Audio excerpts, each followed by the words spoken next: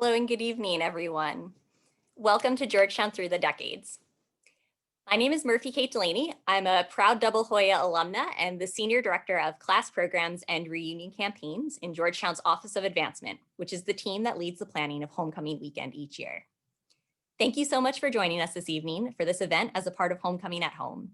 We have a great panel of alumni representing the 1970s, 1980s, 1990s, 2000s, and even the 2010s who are eager to share stories about their years as students on the Hilltop. We hope this event connects you to our Hoya alumni community and that you'll enjoy learning about how Georgetown has changed through the years, as well as the ways that the Hoya spirit has remained the same. Two quick logistical notes for this event. There will be a Q&A portion near the end of the conversation, but please feel free to share any questions by submitting them anytime throughout the event. I would also like to note that this session is being recorded. Without further ado, I'll turn it over to our moderator, Annalicia, who will be both moderating and representing the 2010s as a college 2011 undergrad alumna and also a 2012 Georgetown graduate alumna. Annalicia.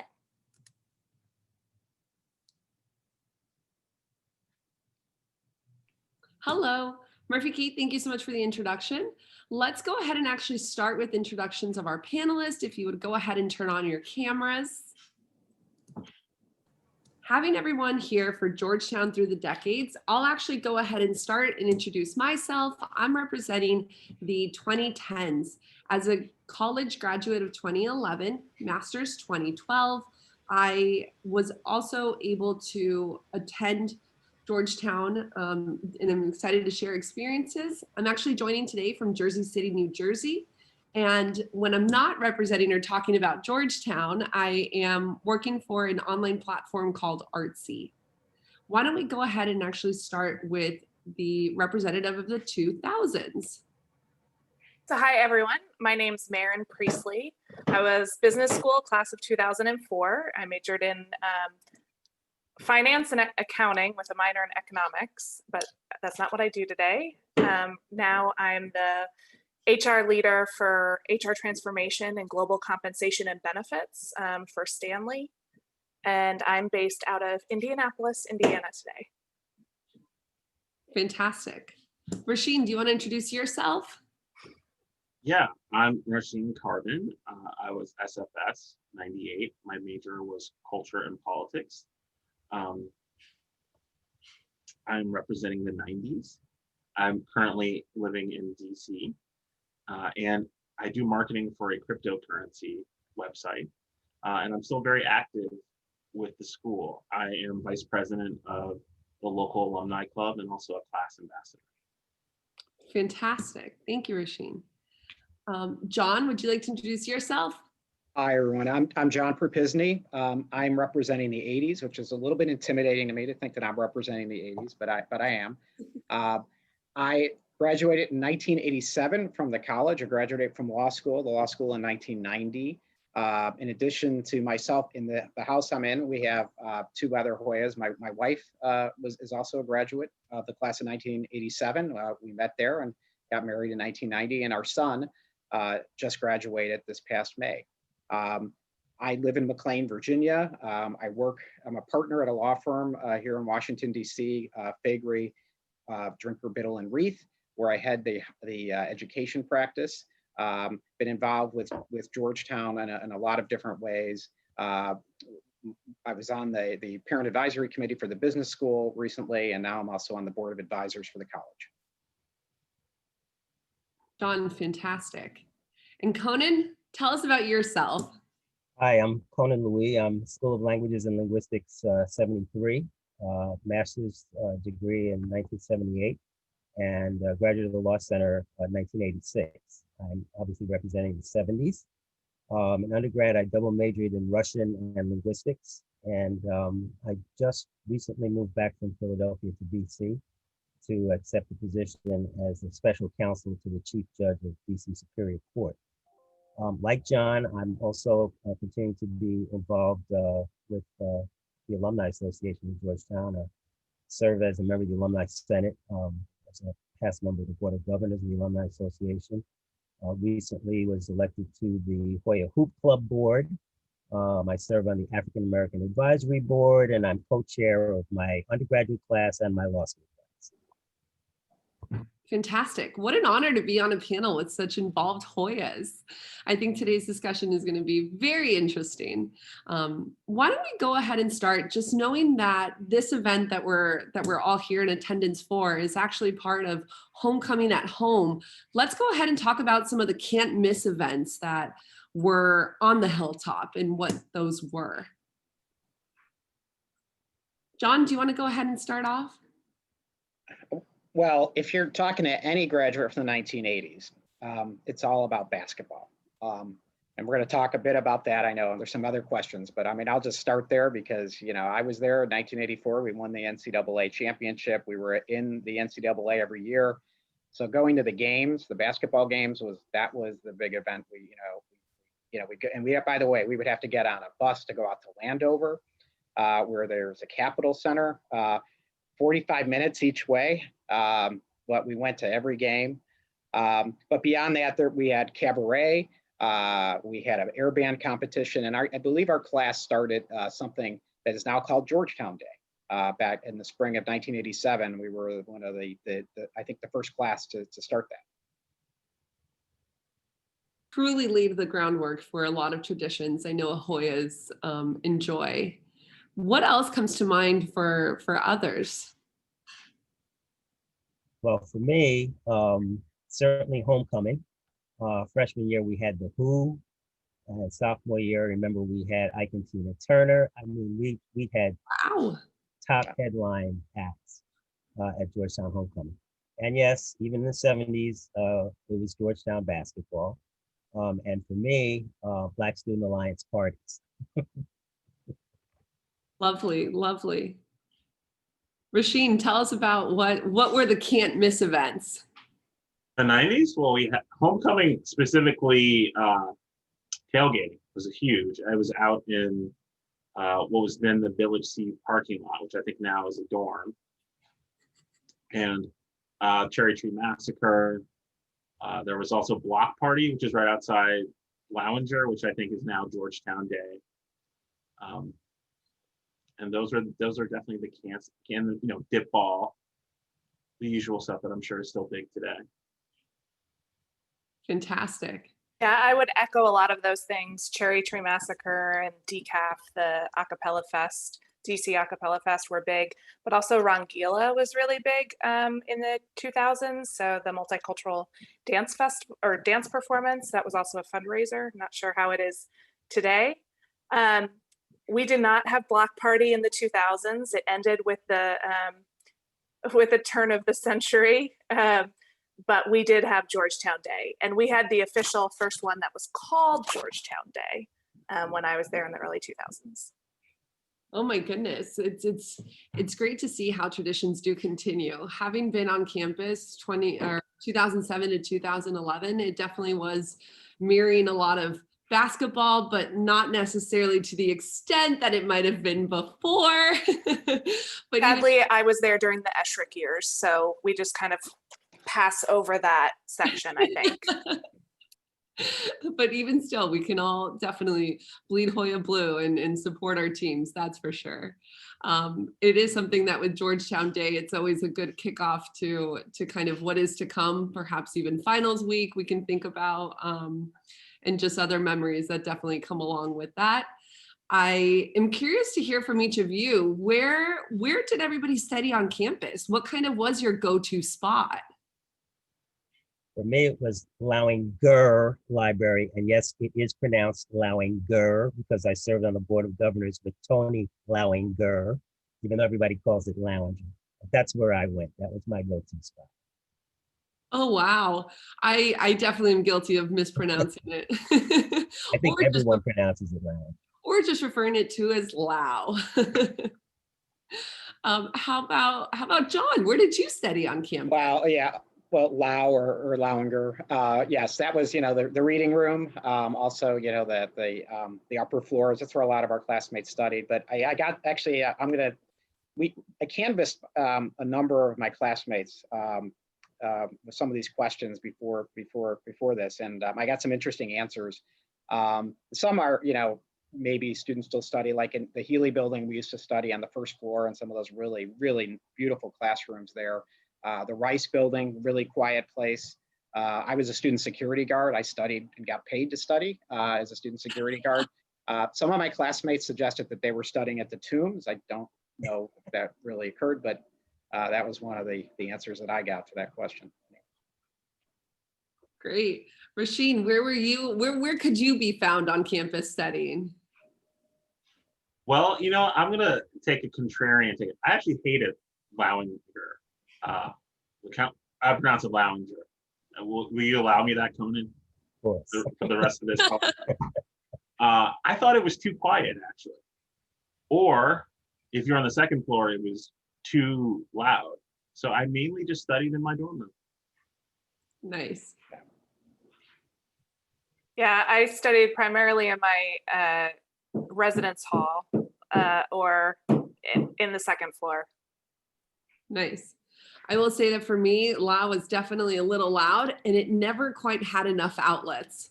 And so when on campus, the Hariri building opened up, it was a godsend. There were outlets everywhere. There was always space. It was a brand new place. A change of scenery was always welcome, definitely. And I'm gonna really age myself, but in the 80s, you really didn't need outlets. We showed up with typewriters. Now I'm really aging myself. We had computers by the time, maybe one person on your floor had a computer freshman year. By the time we left and we were seniors, a lot of people started to happen. But yeah, that's a big difference between then and now. We definitely had laptops in the early 2000s, but we were there when everyone started to get cell phones. So most students came freshman year with no cell phones, and by senior year, everyone had one. And the campus got wireless while we were there. So the first year as a freshman, you only could wire into your dorm room on your laptop. But by the time we left, it was pretty much everywhere on campus, including the front lawn. Well, when I was an undergrad, a computer was this huge thing that took up an entire room. So. Oh my goodness. I can remember going down to Gerard. Oh my goodness. What is it called? Geraldine? Gilardi? Thank you. Yes. In the library, in the basement of the library where all the computers are, and it's the computer lab, and being able to actually sit on a computer in case your laptop wasn't working. It was always just a troublesome experience. But in terms of, other than studying, of course, there's always other spots on campus that you might have visited, perhaps whether it be for a bite to eat or perhaps just for a cup of coffee. Where were your go-to spots just to hang out and grab a bite to eat or drink? Well, back in the 80s, and I believe in the 70s, this is the case too. The student center was in the basement of the Healy building, and actually, it was we really enjoyed it. It was really intimate. It was you running everybody there. That's where Vita Vittles was, and we had something called the pub, which you probably all the other classes have heard of, and that was our main gathering spot. And the Levy Center, I think when I was in law school, like in maybe 1989, it opened. But I've been to the Levy Center, and I got to tell you, nothing compares to Healy basement. I'll just say that. But John, that was in the late 70s. In the early 70s, there was no student center. Mm-hmm. We had a place called Marty's on the Potomac that was in New South. And basically you went to Wise Miller's or Sugar's to get a cup of coffee. Love it. Love it. Rasheen, what about you? So Levy Center was pretty new when I got to campus in 1994. So it was still kind of cool. That's where Vital Vittles and Saks and Sundries were two separate places next to each other. That's where you would get coffee. And then later on, the Corp opened on Common Grounds. But otherwise, you had to go off campus. Yeah, you'd have to go to Sugar's or Wise Miller's. Sugar's is now where Sugar's was where Saxby's? Saxby's. Yeah, Saxby's is there now. Saxby's is now. Oh, I Yeah. want to say one more thing. John mentioned the pub. Well, if you went to the pub on Soul Night, you were listening to my brother spin records. He was a DJ. Can you guys share stories about the pub? Because I got there. We can't share the year- anything about No. this. I got to it was gone. I got It happens that the pub stays at the. I got to Georgetown a year too late, and Yeah. everyone would always say, "Bring back the pub." That was like a little movement. People wanted the pub back. Yeah. It was a legend. The few things about the pub, it wasn't as big as you would think. But, it was, and I mean, obviously back when I was there and Conan, you were there, was, the drinking age was 18. So, Okay. so that made it was a little different because of that. But one thing about the pub is you had specific shoes you wore to the pub because, the floor had sort of a certain tackiness to it. There was like a The scum. spirit. But you could buy, depending, the quality of the beer ranged from, Budweiser was probably the higher end, and that might have cost you like 50 cents and for a cup of that, and maybe like National Bohemian or something like that was like 15 or a quarter. Yeah, it was subsidized alcohol, really, is what was. It was run by I don't know if it was the corp who ran it, but it was like the corp. They had a bunch of students who ran it. I'll just, one other story I'll tell is at our reunion a few years ago, Jack DeJoya gave a talk. He does this at every reunion, and he mentioned how the pub is now being used. It's where they're doing a lot of data research in what was the pub. I mean, Georgetown's gotten into big data, and they have. I don't know what's there exactly, but when he said that, there was a collective groan from the audience about how they had got rid of the pub, and we do really think of it fondly. It was really. I'm sorry that the classes after us didn't really get to experience it. I think 93 was the last year of it. 93 or 93, 94 school year.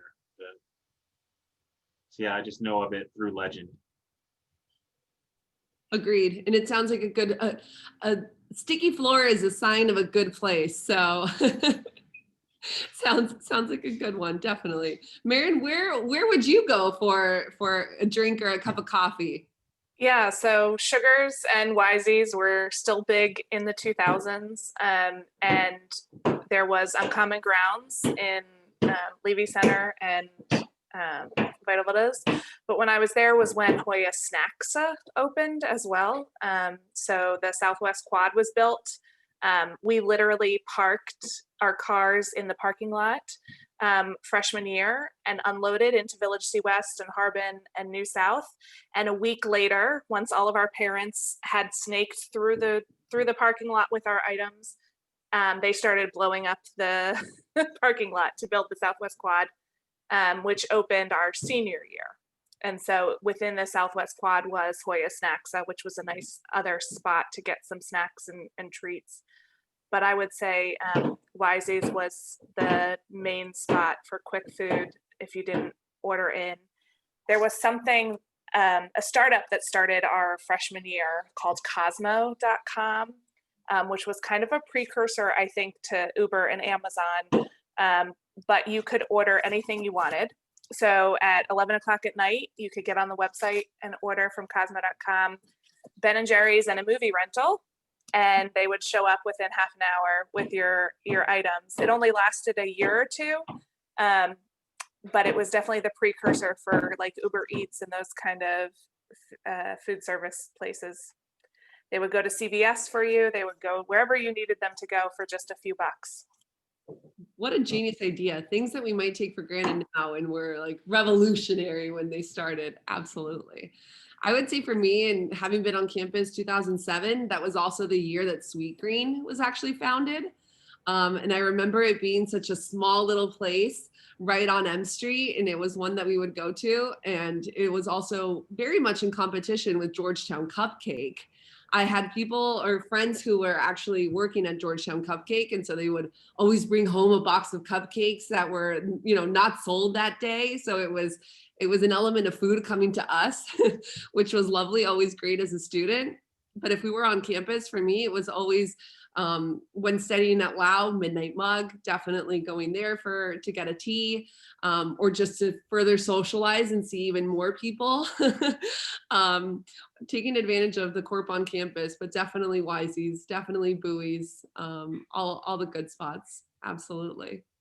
Other than, I guess, just, socializing on campus, I guess there were definitely some memorable speakers that might come to mind. Who was someone that you saw on campus that perhaps you were excited, might have stood in line for? I know I can name a few. So who comes to mind for each of you? Conan, do you want to start? Sure. For me, it was Charles Evers. He was the older brother of Medgar Evers, who actually was assassinated. He had been the first African American to be a mayor in a mixed race town in Mississippi, and it's the first since Reconstruction. And he was assassinated in 1963 in front of his home in Jackson, Mississippi. And his brother, after he had died, sort of took up the mantle because he had been sort of registering voters all around the South. And his brother Charles, like I said, took up the mantle, and he really sort of turned his life around because he was kind of on the wrong path. But after his brother died, he became this civil rights activist. And I was president of Black Student Alliance at the time, and when we asked him to come to speak on campus. So that's one of the more memorable things for me from undergrad. So. That's powerful. That's great. John, do you want to share with us? Yeah, and again, I went back. I was on the lecture fund, but I was having a hard time remembering. So I went back to my class and I came up with a list, and it included, in terms of civil rights leaders, we had Julian Bond, who did speak, Jesse Jackson when he was running for president, Abby Hoffman was a speaker, John Wooden, who is the legendary UCLA coach, Oliver Tambo, who maybe you may or may not remember, but it ties back to what was going on in the 80s. He was the president of the African National Congress, and he came and spoke. Henry Kissinger, much younger Joe Biden, and Jerry Falwell. And I guess I'd also mention, I think there were two presidents at least who spoke at Georgetown during the 80s. Gerald Ford was one of the presidents who spoke on the steps of Old North. There's a history, of presidents speaking there. And Ronald Reagan, and I was in law school in 1989, during the bicentennial, he came and spoke on Healy Lawn. And I think he was given an honorary degree by Father Healy at that time. That's fantastic. Rasheen. That's a really impressive list. It's tough to follow. That was the 80s, Right. So Bill Clinton came to campus and spoke like spring of my freshman year.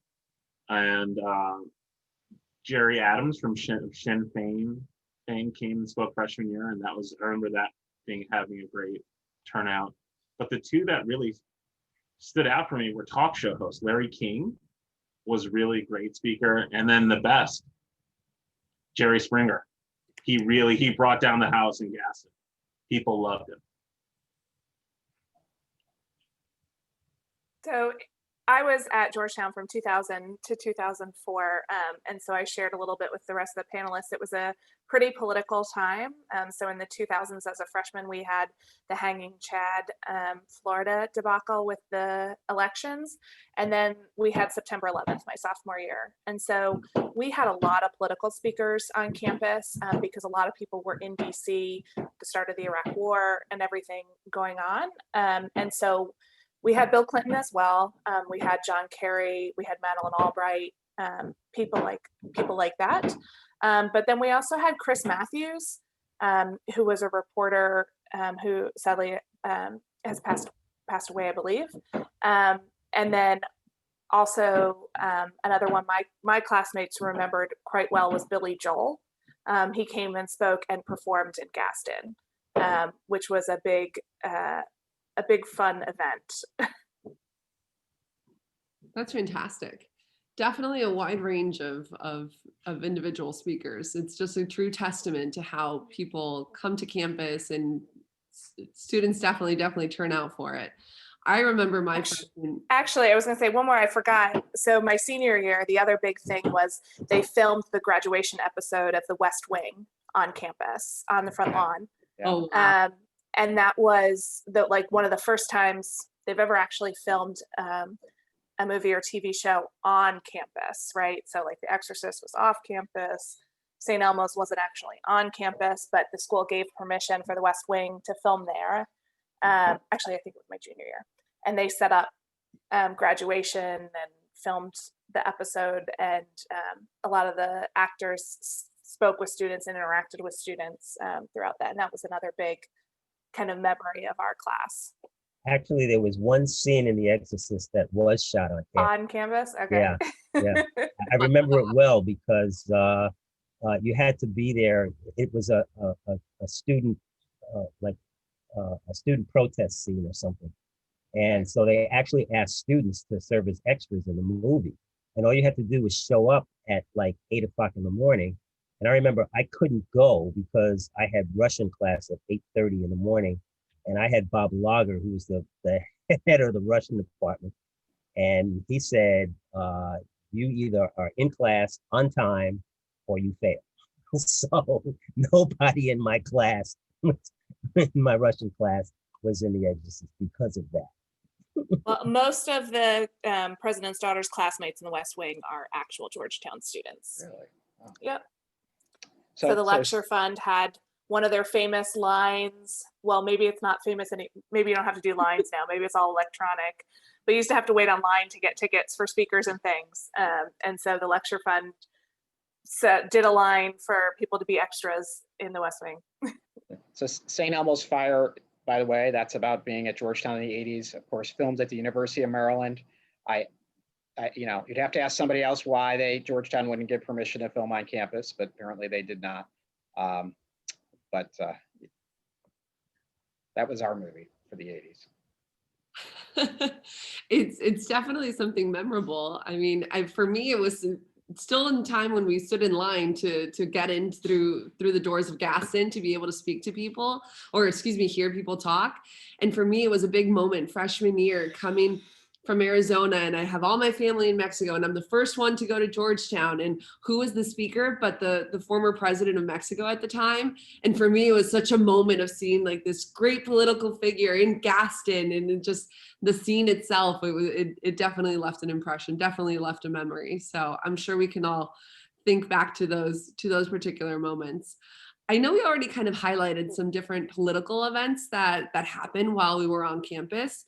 I'm curious to hear just a little bit more about those times, about how campus might have reacted, how things were happening during that time. Well, I mentioned Bob Lager earlier, who was the chair of the Russian department. I remember that we had the second semester of my freshman year. There were the Mayday Demonstrations, which were demonstrations against the Vietnam War. And students from all around the nation descended on the campus, and many people allowed students from elsewhere to stay in their dorm rooms. And I remember there was one point at which my roommate and I had to close the windows because tear gas was wafting into the room as they were trying to disperse people who were gathering on campus. And in fact, the university actually canceled final exams that year. Again, except for Bob Lager's exam, because he said, you're either here and take this exam in person or you fail. So I think he was the only person who actually gave a final exam that you had to take in class that year. Oh, wow. Maren, talk to us a little bit about what 9/11 was and how campus was reacting to that. Yeah, so as I mentioned earlier, we were kind of the time when laptops were coming out as well. And so most students had the university cable network through their in their residence halls or in their dormitories. And it hadn't been turned on yet for the semester for most students. So you didn't have necessarily TV not everyone had TV yet in their rooms. And so a lot of us heard it through the radio. So like one of your roommates happened to be in the shower and they were listening to the radio, and that's how you heard it. And if you were in an 8:50 class, you sat through class and you didn't know until you got out, because you didn't really have cell phones and you didn't really have connection to internet until you were back in your room. You were taking notes on your laptop in Word, not, you weren't able to be on the internet necessarily. And so it definitely was a whole like half a day for people finding out what was going on and what was happening. We had a lot of students who were from the Northeast, so from New York, New Jersey, Connecticut, myself included. It took me about 8 hours to get in touch with my parents, who my dad was working and my mom were both working just outside of New York City. And so I remember going to my 10 o'clock class and being like, I'm really sorry, but I can't stay in class. Like, I need to go deal with this. And my professor was like, what are you talking about? And having to explain that something had happened, and, you know, there was a terrorist attack and everything. And so about that time was when the Pentagon got hit as well. And so that was kind of when the campus went on lockdown. So a lot of students went up to the Village A rooftops because you could see the Pentagon, the fires from the Pentagon, and stayed there most of the night, just trying to figure, or the day, just trying to figure out what was going on and where everyone was and if everyone was safe. We had students who were on Capitol Hill interning. One of my roommates was, and we didn't know potentially what would be the next target if there was going to be. And so they closed public transportation and students were kind of stranded on Capitol Hill. And this was again before Ubers and Lyfts.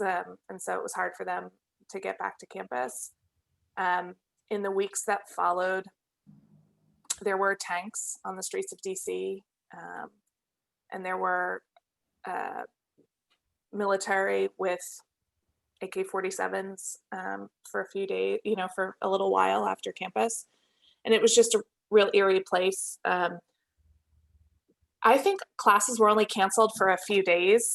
I don't remember it being a long time of classes being canceled, because everyone felt like the need to get back to some normalcy.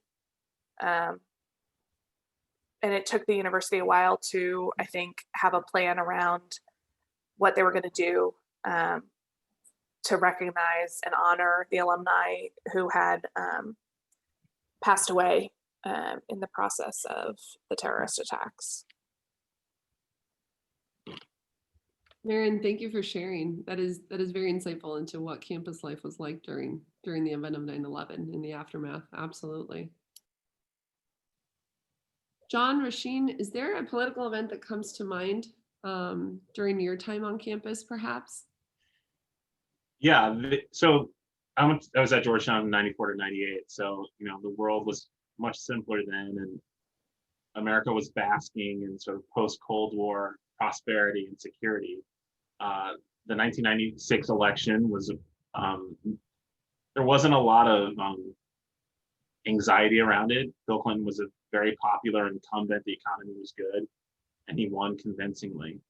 But January of my senior year, the Monica Lewinsky scandal broke.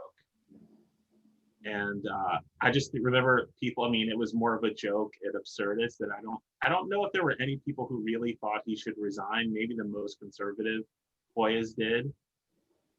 But it was, now looking back, I was asking myself, did we just peak at that moment? Was it ever as cushy as it was then?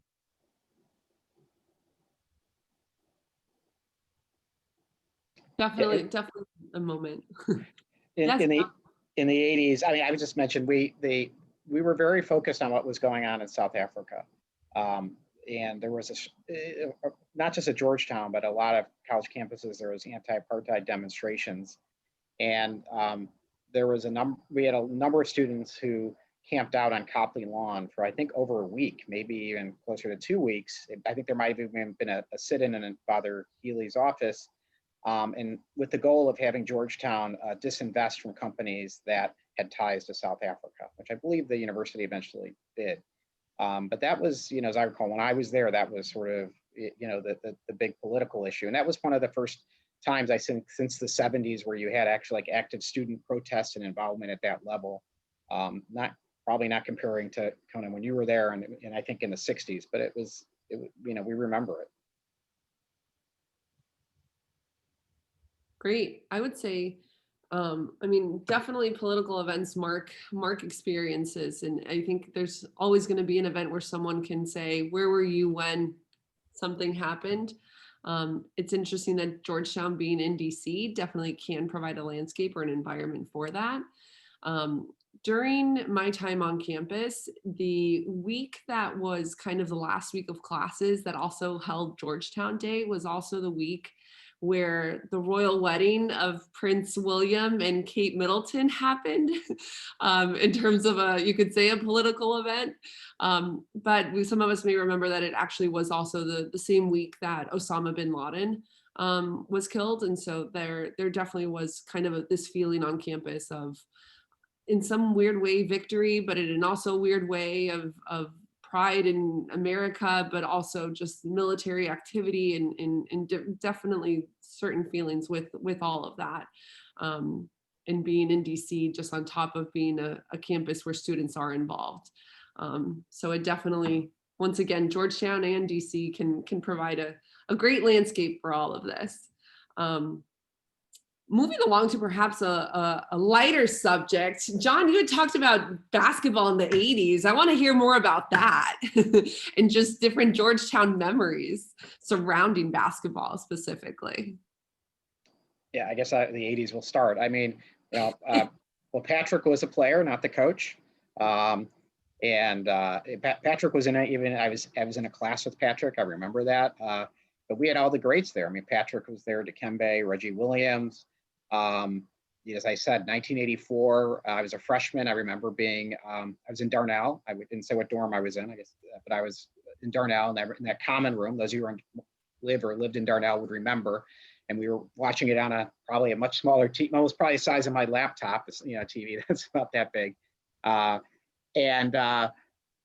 then when it was over, when we won, we just like spontaneously, everybody kind of, left campus and went down to Wisconsin and M, and we kind of celebrated down there. I mean, but in a very Georgetown student sort of way, not like, when we've seen some schools where they're turning cars over and people climbing lampposts. It was pretty well, we were pretty well behaved.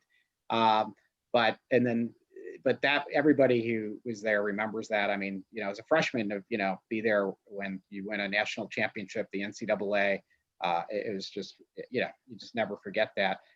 That was also, by the way, followed by being in the Final Four in 1985 and losing to Villanova, which was kind of so, the good came with the bad. That was a very painful memory. I'll just say that. Villanova always provides a good game, Right. I would say, or just an exciting game in many ways. For me, the Villanova game one year was when Roy Hibbert actually hit a three during that game. Like Roy Hibbert, like absolutely not who you would expect to do it, but he did it and it was phenomenal. Absolutely phenomenal to see. What other Georgetown basketball memory do we have? Well, all that good stuff came after some pretty bad stuff. So I'm gonna tell two stories. One was my sophomore year. This is before the year before the arrival of Big Coach, Big John. We were playing Penn State in McDonough. There's 1 second left in the game. We're up by 1 point, and they have to take the ball out from under their basket. They throw a length of the court pass. Guy catches the ball, turns, shoots, scores. We lose. It epitomized the year we went 3-23. And I remember that after the guy made that shot, everybody just stood there. They were in silence for at least 15 seconds because we just could not believe that you could lose a game like that. So now the good story.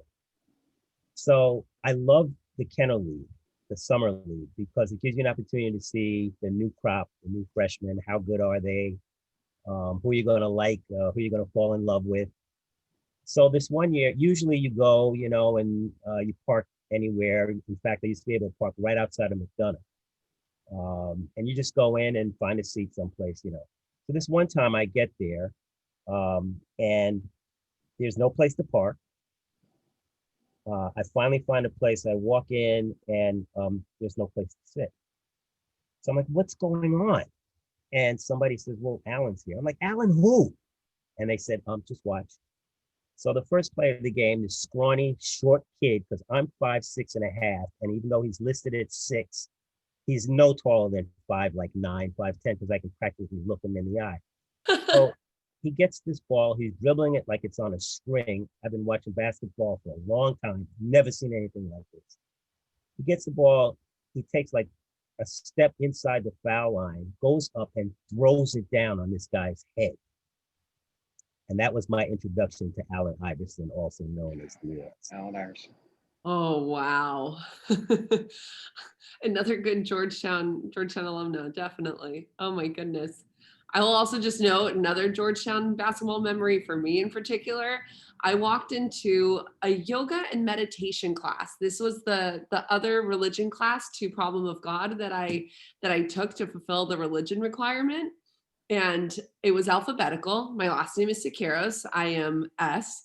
So everyone's seated alphabetically, and Roy Hibbert was in my class. And H comes before S. He was too tall and couldn't let those behind him see towards the front of the class. So he actually sat behind me. And I was right in between DeJuan Summers and Jeremiah Rivers as well. So it is something that coming in as a freshman, I had no idea who they were. Unfortunately, I was not a fan then, but I am now. And I will say that it was looking around and I was like, wow, there's some really tall guys in this class. And then I learned that, yes, they are part of the basketball team. So it's good to see Georgetown players definitely in the classroom as well as on the court. I would just want to ask one other question to the group here. In terms of Georgetown, of course, there is the Cura Personalis identity that we all kind of live throughout academically as well as just in other campus activities. I'm curious to hear from each of you how the Jesuit mentality kind of really affected or shaped your experience and perhaps what the Catholic identity meant to you as a student. Well, again, I'll start. It's funny because I went to Catholic schools all my life. And so when it came time to go to college, I actually made an affirmative decision that I was not going to go to a Catholic school. I ended up at Georgetown because it was the only place in the country at the time where you could get an undergraduate degree in linguistics.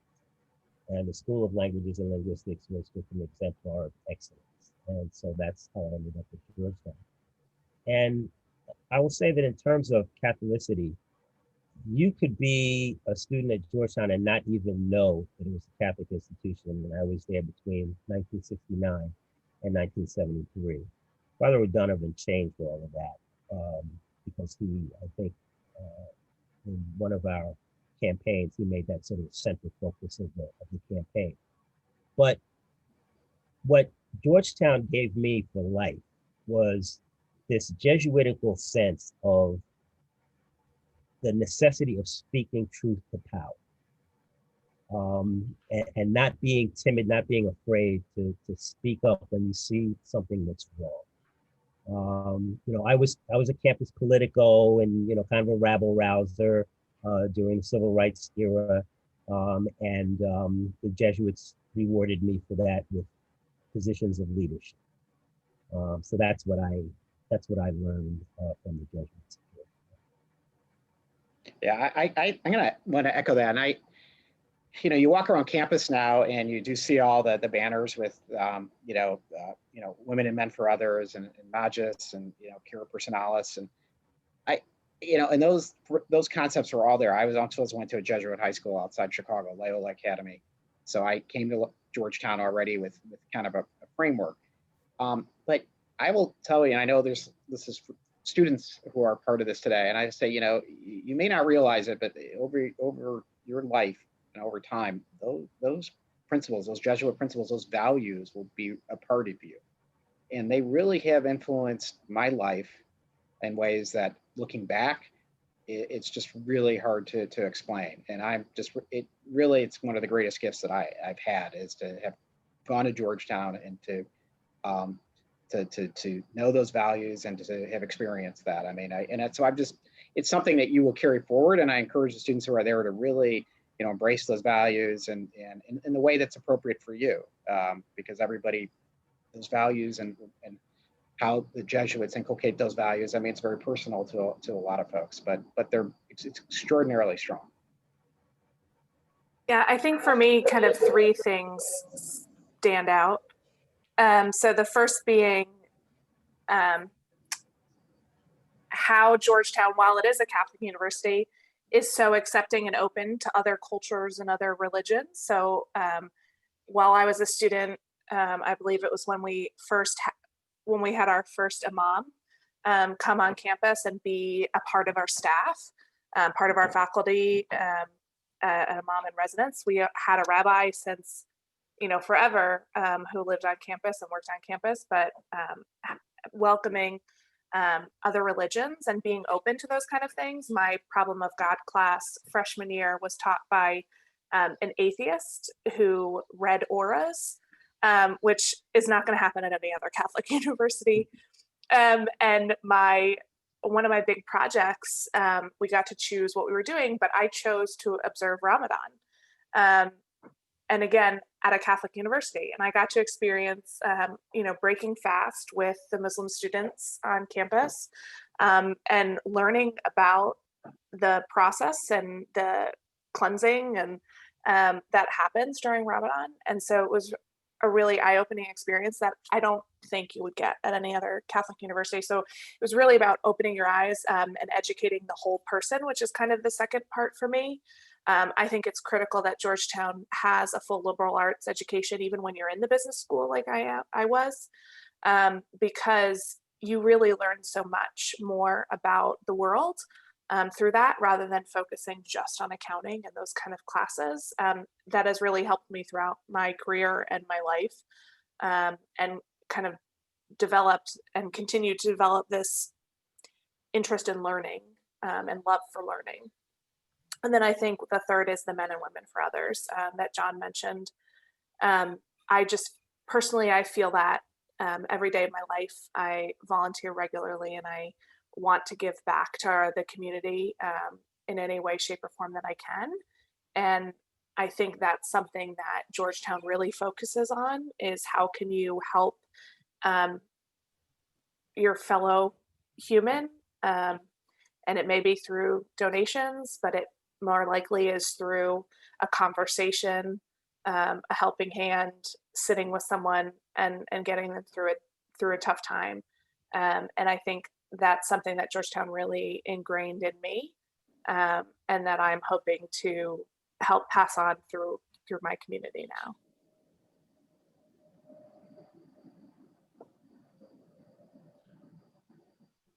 Machine.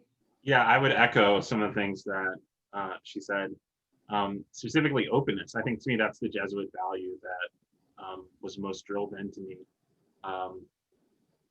The emphasis on interfaith dialogue was really interesting to me. I was not religious in college at all. I was not Catholic, not Christian, just a typical unchurched American, but I learned a lot about other religions. And first of all, no one ever tried to convert me to Catholicism, which was very comforting. I know that's a concern some people have about going to religious school, right? How religious is it? But I learned a lot about Judaism. I went to Shabbat services with a Jewish friend, went to Muslim services. There were also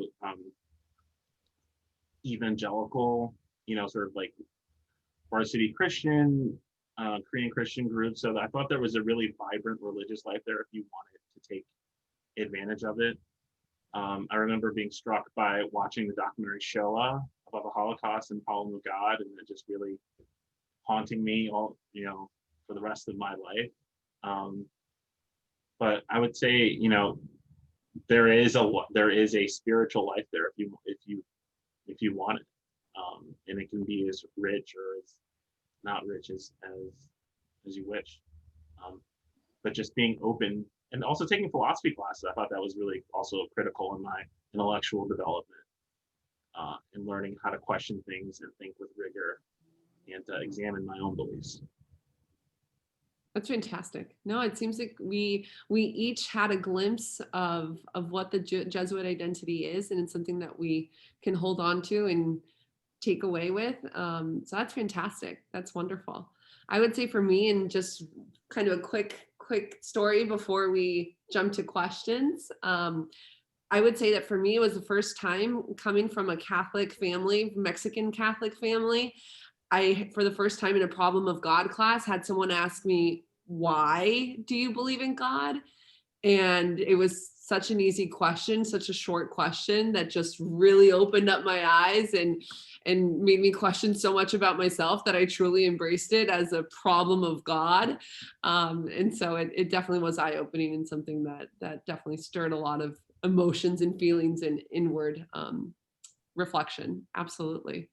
And when you talk about problem of God, I mean, you know, those of us who were fortunate even back in the 80s to have Otto Hens. I mean, I still remember that class. I still remember the discussions in that class so many years ago. It was really profound. Absolutely. Absolutely. And I'm sure we could have a whole nother discussion on our favorite classes, especially hearing more about this Russian professor, Conan. It sounds like really made an impression. My goodness. Well, he called his own teaching style terrible. Oh, wow. Well, I would love to just turn it over to Murphy. Kate, are there any questions that perhaps the panel can answer? Yes, absolutely. Let's see. The first question we have here is, do you still come back to campus? And if so, what events or reasons bring you back to the Hilltop? So I actually just moved back to the United States. I have spent the last few years living abroad. And I was there last May for my reunion, 15 years. So reunion is one of those things that brings me back the most. And I would say weddings was the thing that brought me back the second most in the last few years. When earlier in my career, I came back a lot to do recruiting events. That's great, Maren. That's great. I would say for me, coming back to campus is really centered around activities that I'm still involved in for Georgetown, whether it be Board of Governors or serving as a class ambassador and helping plan reunion. It definitely is another reason for why to come back to campus. I'll share just a personal anecdote that I actually got engaged on Georgetown's campus. So that was possibly one of my favorite trips back to campus. I should say, as my husband can hear me, my favorite trip back to campus. But definitely always a good time to be back and see how the campus has changed. For the other panelists, what other event possibly brought you back to campus? John, I know all the DC area panelists. Exactly, that's true. But John, you said you have a son that just graduated from Georgetown. I did. Well, a pseudo graduation because he's the class of 2020, and so I hope we have one more reason to go back sometime for an actual graduation for the class of 2020. And I know, I really just want to say, I know for all the students who, having to go through the virtual environment, I mean, we feel for you. And I really hope, that the class of 2021 gets to graduate in person. But yeah, we're back. We're only 8 miles from campus. With our son having been there, we were on campus quite a bit. And but we do go to my wife and I do go to mass there when you could go in person. So we sometimes we'd be there 2-3 times a month. So we're very fortunate to live so close and be able to be back there so often. Fantastic. Murphy, Kate, is there any other question? Yes, we'll see how long this one takes, but we definitely have time for 1 or 2 more here. So one fun question, someone did ask, were the Healy clock hands stolen at any point during your time on the top? And do you happen to have any tips? They were definitely stolen during my time. almost every year. And no, I don't have any tips. I was gonna say, Conan, were you part of that? Nope, nope. Yeah, they were stolen in the 80s too, and some of my friends still had this idea that maybe alumni could still go steal them someday. You know, who knows? You know, it doesn't have to be just students. So shouldn't say that because of it. Anyway. I tell you what we did do in the though. 2000s as well. I tell you what we did do though. We painted the base of the Hunt Carroll statue red, black, and green one year. Oh my goodness. One of the That's questions they had us prepare for the panel was what's left on your Georgetown bucket list. And I asked my roommates, because we still have a text chain and Zoom meetings. And that was one of my roommates' answers was, it's still on her list. Her bucket list for Georgetown is to steal the Healy clock tower hands. I like the idea of keeping that alive. If we didn't do while we were on campus, you know, we could always swing by. We know where they are. It's never too late. Another question that we had was, are you still in touch with friends from Georgetown? Many of you have talked about this a little bit, so I see a lot of head nods, but a good reminder that the Hoya community certainly lasts long beyond your years on the Hilltop. Yeah, well, I married one in Dahlgren Chapel, so yeah.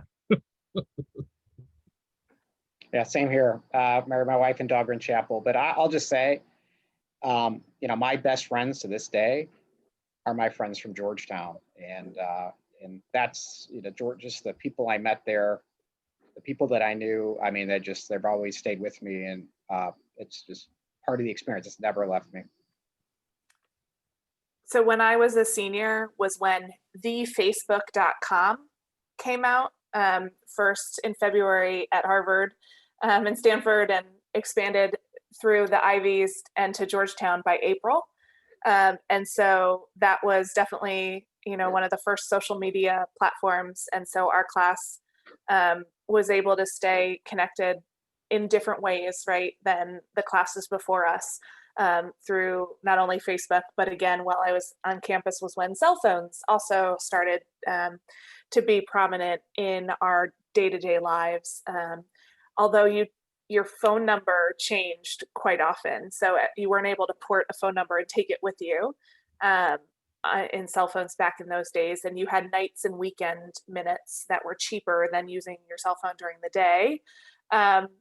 But we definitely have stayed in touch with many. I definitely have stayed in touch with many of my Georgetown classmates. Like John, most of my best friends in life are people I met at Georgetown. Even people, you know, some of the people I just met, you know, that first week, freshman year. One of my business partners is the little brother of a classmate I had at Georgetown. I go to every reunion. I have a weekly Zoom call with people in my class. I'm really involved in the alumni club. I've used Georgetown friends for connections to get jobs, place to stay in other countries, everything. It's been just a great network. +1 to what everyone said. I also married a Hoya, and I have a Hoya in possibly every circle of my life. So yes, a wonderful community to still be in touch with. Can't think of a possibly better stopping point than this. I know that we're at time here today, but I do want to just so sincerely thank all of our wonderful alumni who joined us today, on Alicia, Maren, Rasheen, John, and Conan.